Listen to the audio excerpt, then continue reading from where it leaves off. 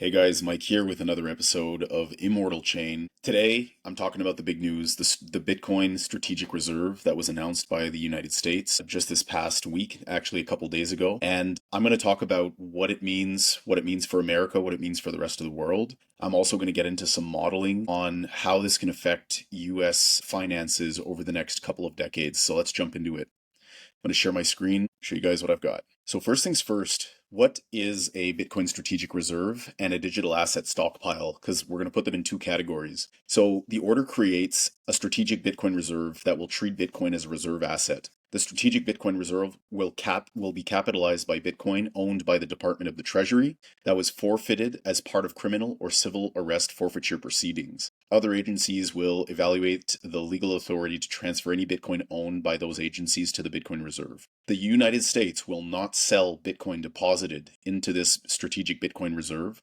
which will be maintained as a store of reserve assets. The Secretary of Treasury and Commerce are authorized, this is important, to develop budget-neutral strategies for acquiring additional Bitcoin, provided that those strategies impose no incremental cost on American taxpayers. Guys, this is huge. And I'm going to talk about that last part in more detail in a bit. So, first things first, this was a campaign promise by President Trump, and he pulled it off. So that's awesome. And a lot of confusion leading up to this decision because the crypto industry as a whole has been lobbying to get their tokens into the strategic reserve. And what happened this week is a very clear message from the White House that Bitcoin and everything else is different. Bitcoin is different from every other crypto, and I'll explain that in a second when I explain the US digital asset stockpile, which consists of digital assets other than Bitcoin owned by the Department of the Treasury that was forfeited in criminal or civil asset forfeiture proceedings. The government will not acquire additional assets for the US digital asset stockpile beyond those obtained through those proceedings. The Secretary of Treasury may determine strategies for responsible stewardship, including potential sales of the U.S. digital asset stockpile. Pause. There's one major takeaway. We are keeping all the Bitcoin we already have. We are trying to find ways to buy more of it without affecting the taxpayer. That's Bitcoin. Everything else, every other crypto, digital asset, token, meme coin, etc., they will have a stockpile. It'll be composed of those that were seized in criminal proceedings. However, they are not mandated to hold it forever. In fact, they will manage the stockpile according to, proper stewardship methods, which means if something is not good to have in the stockpile, they will sell it. And guess what? They could sell it to buy Bitcoin in the strategic reserve. And that would be a revenue neutral way of building up their store value asset. And this, guys, is what I've been saying for a number of years. Bitcoin is not crypto. They are two separate things. The government now put their stamp of approval on this. But let me explain what they go into a little bit more detail in this article about the gap between the two. Actually, maybe it's worth just diving in. Bitcoin, the original cryptocurrency, is referred to as digital gold because of its scarcity and security, having never been hacked. With a fixed supply of 21 million coins, there's a strategic advantage to being among the first nations to create a strategic Bitcoin reserve. The United States currently holds a significant amount of Bitcoin, but has not maximized its strategic position as a unique store of value in the global financial system. Premature sale of Bitcoin have already cost US taxpayers over $17 billion. They had close to 400,000 Bitcoin at one point. Now they have 200,000. Those 100,000 that they sold for under $1 billion. Whereas if they held them to today, that would be worth an incremental $17 billion that they would have. The executive order begins to resolve the current disjointed handling of cryptocurrencies seized through forfeiture and scattered across various federal agencies, so aims to create a framework on how to manage this more efficiently. Currently, no clear policy exists for managing these assets, leading to lack of accountability and an inadequate exploration of options to centralize, secure, and maximize their value. Taking affirmative steps to centralize ownership, control, and management of these assets within federal government will ensure proper oversight, accurate tracking, and cohesive approach to managing government's cryptocurrency holdings.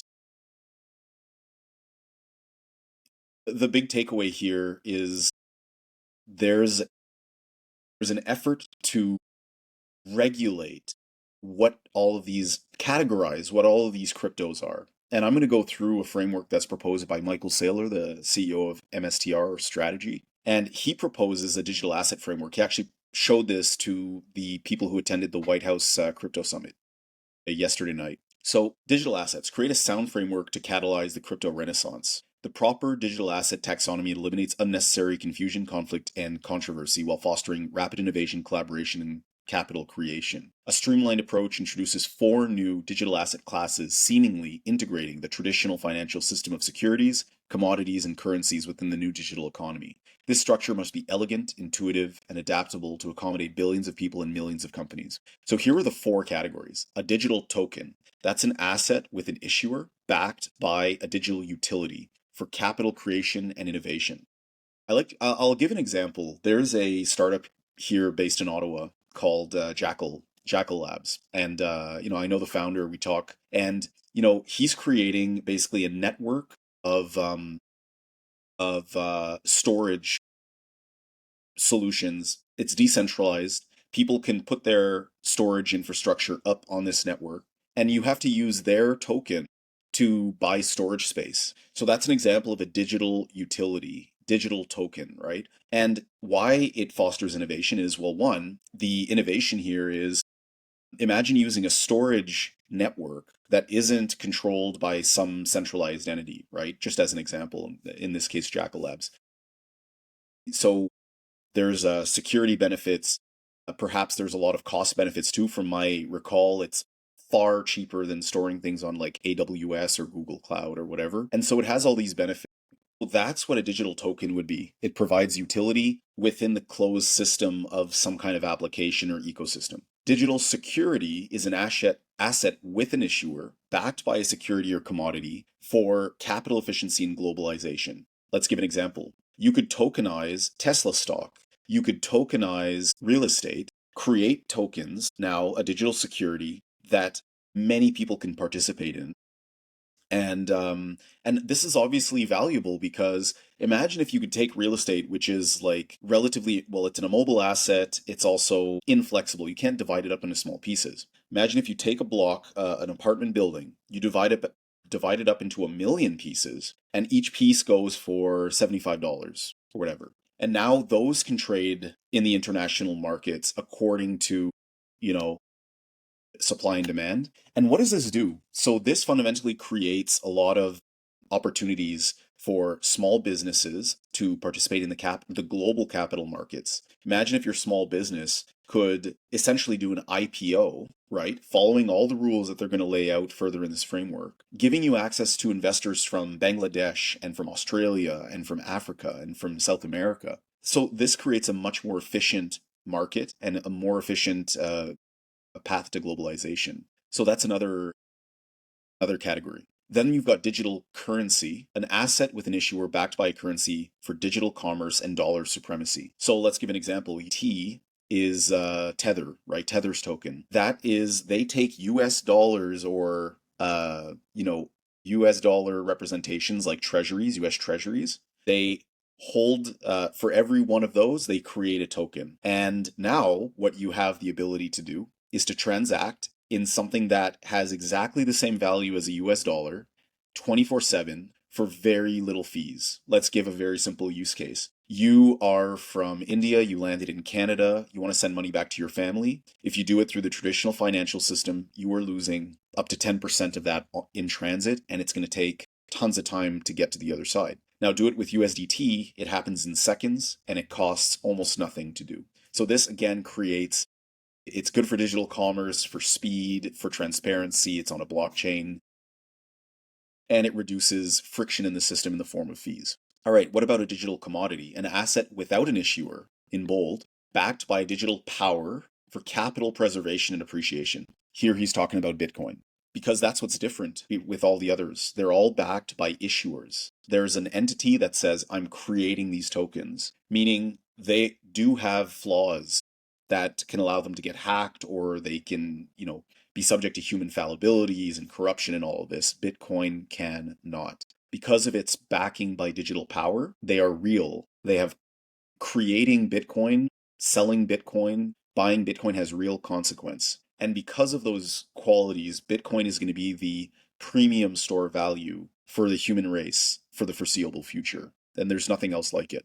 The reason I wanted to show you this is because I want to show why they have created a Bitcoin strategic reserve and a digital asset stockpile separated with different rules.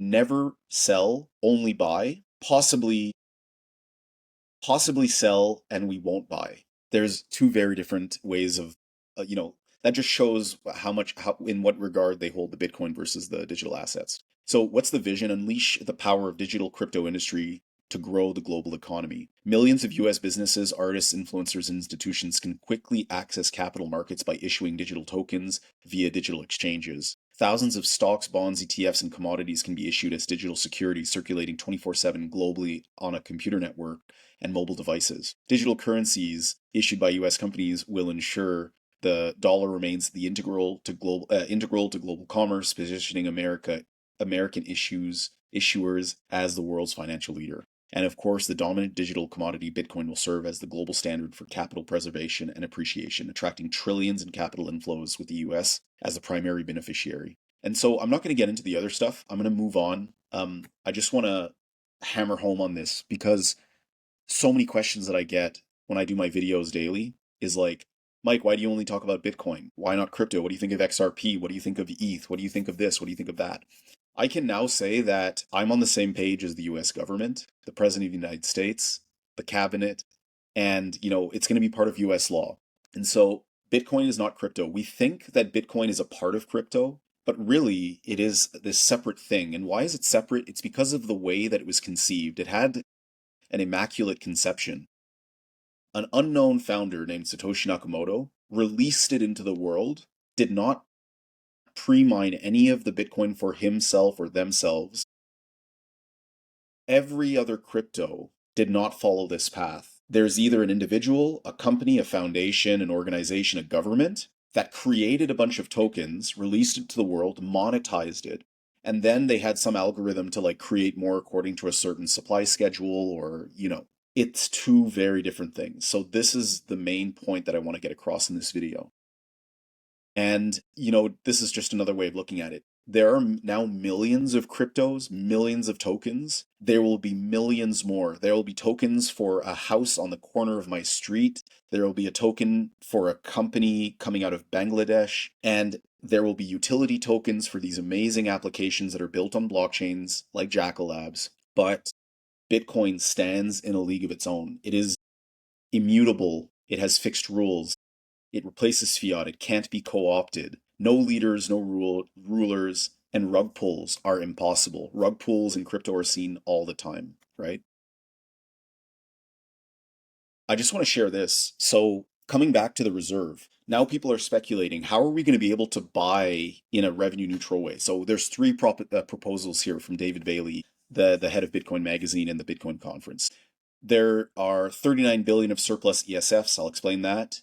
160 billion from selling SDRs and 800 billion from gold certificate reevaluation, a total of $1 trillion. So exchange stabilization fund, they have a slush fund that they can allocate to the Bitcoin right away, 39 billion. Remember that number I said earlier? They currently have, what is it? I think they have about 20 billion. So this would be double the current value just in that part of the accessible funds. Then 160 billion from selling IMF special drawing rights, SDRs, and 800 billion from the gold certificates. Total 1 trillion. And this is insane. And how insane is it? I want to kind of go over some numbers. I'm going to show you guys the math behind what happens when a country like the United States seriously goes all in on Bitcoin. And here's what happens. So Michael Saylor advised the president and everyone in the room to buy 5 to 25% of the entire Bitcoin supply.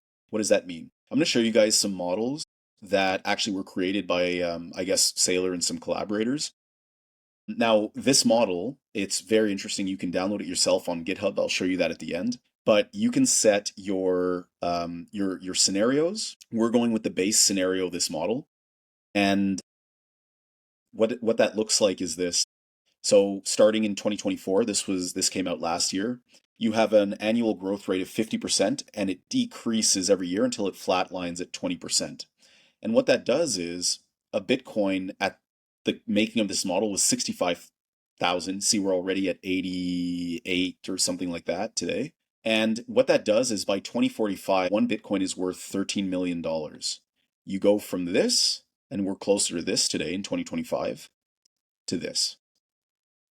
Okay, so we're going to go with the base case. And then, just to give you guys like a sense, he also takes into account all these other assets that exist in the world: gold, art, equity, real estate, bonds, and currency. Bitcoin starts off as a $1 trillion asset last year. It's now a $2 trillion asset. Gold is 17 trillion.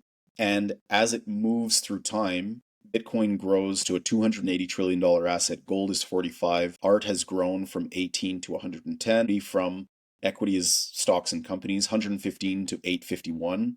Real estate from 330 to 1.3 quadrillion. So there's still going to be growth in real estate, obviously. Bonds, 300 to 830. SIC currency, 120 to just under 500. Let's see what happens to the United States if it buys Bitcoin in those margins, like 5 to 25%. And so I'm going to spare you guys the math on this side. I just want you to look over here. 2024, the US has $1 trillion of assets, which includes gold, but it has $36 trillion of debt. Net, $35 trillion of liabilities.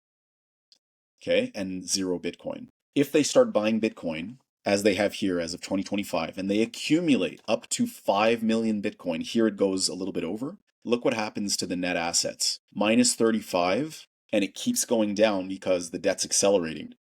It peaks at minus 47, and then it reverses in 2032, 2033, and it starts going down. Why is that? Because if we look at the asset side of the balance sheet, 1 trillion, 2 trillion, 6 trillion, 8 trillion, 16, 20, 25, 32. Because Bitcoin as a store of value, the best store of value, the best asset, the apex asset, it's going to absorb value from all these other assets, but also it's going to absorb the excess productivity of the civilization and store it in a place where it can't get eroded, where it can't get diluted. Currently, all the other assets have leaks in them. Real estate has leaks, equities have leaks, currencies obviously have leaks, gold has a leak. Bitcoin does not have a leak. And so it's like an airtight value container that'll continue to grow in value over time.